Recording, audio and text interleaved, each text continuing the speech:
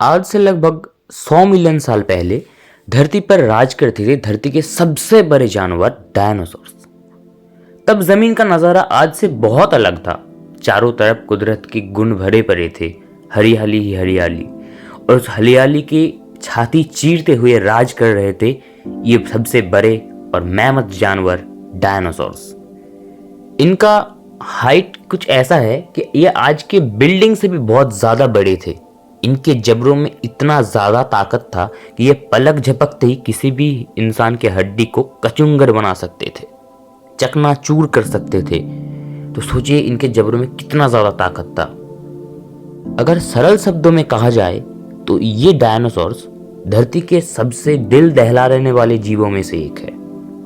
लगभग 170 मिलियन साल तक इन्होंने धरती पर राज किया, पर कुछ ऐसा हुआ कि इनका जो हस्ती है, इनका जो प्रजाति है, वो कुछ ही समय में धरती से पूरी तरीके से खत्म हो गया।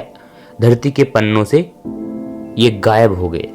तो ये जानने के लिए हमें जानना पड़ेगा डायनासोर्स का इतिहास। तो चलिए शुरुआत से शुरू करते हैं कि डायनासोर्स का नाम कैसे आया। सन 1677 में रॉबर्ट प्लॉट को जमीन से एक जानवर का हड्डी मिला, तो उन्होंने नॉर्मली इसको किसी बड़े मानव की हड्डी समझकर गलती कर दी, पर उनको क्या पता था, उन्होंने इतिहास का एक बड़े जानवर की खोज कर लिया है और वो था डायनासोर की हड्डी। इसके बाद समय बीता।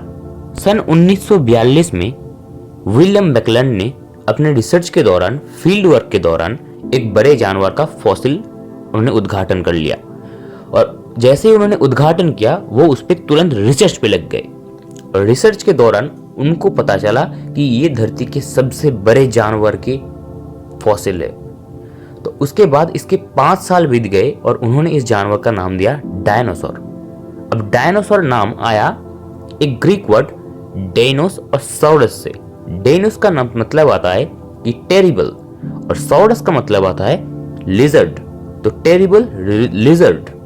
और क्या, इसके बाद धरती के पन्नों से, जमीन से बहुत सारे डायनासोर का फॉसिल उद्घाटन हुआ। तो कुछ ऐसे ही नाम पड़ा डायनासोर्स का। कैसी लगी आपको ये वीडियो, प्लीज़ कमेंट में बताइएगा। और अगर आप लोग चैनल में नए हैं तो चैनल को सब्सक्राइब कीजिएगा। मिलते हैं नेक्स्ट वीडियो पे। नमस्कार।